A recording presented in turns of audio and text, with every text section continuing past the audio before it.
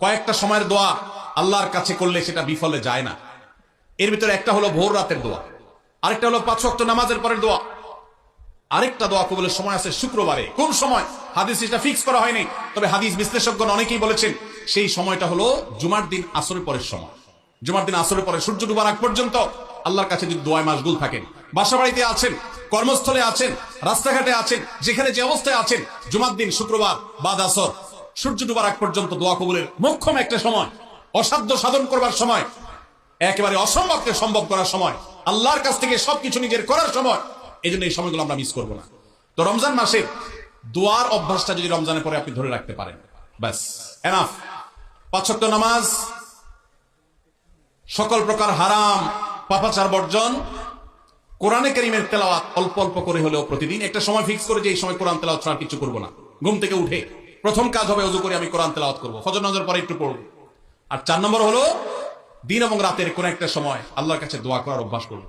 অনেক লোক আছি আমরা যে 24 ঘন্টার ভিতরে সপ্তাহে সপ্তাহ, মাসকে মাস চলে যায়। অনেক নিয়মিত নামাজি মানুষ আছেন, অনেক দাড়িওয়ালা মানুষ আছেন, এমনকি অনেক মাদ্রাসার ছাত্র, এমনকি আলেমও আছেন। মাসকে মাস চলে যায় আল্লাহর কাছে হাত তুলে একটু চোখের পানি ফেলে শেষ কবে দোয়া করেছি বলতে পারবো না।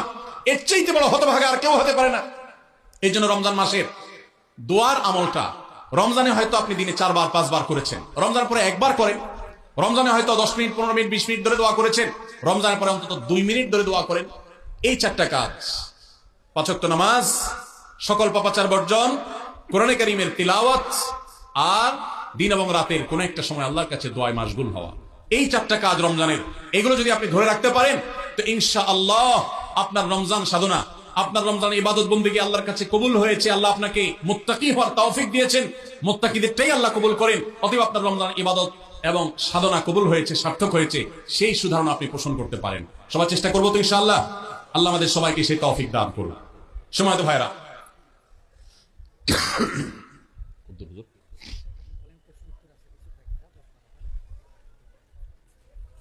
জি ভাই, রমজান মাসে আমল এবং ইবাদত, আবার রমজান আসবে, সেই জন্য তোলা না রেখে এখনো, অর্থাৎ রমজান পরবর্তী সময় আমরা করার চেষ্টা করবো ইনশাআল্লাহ। এটাই হলো পুরো আলোচনার সামারি।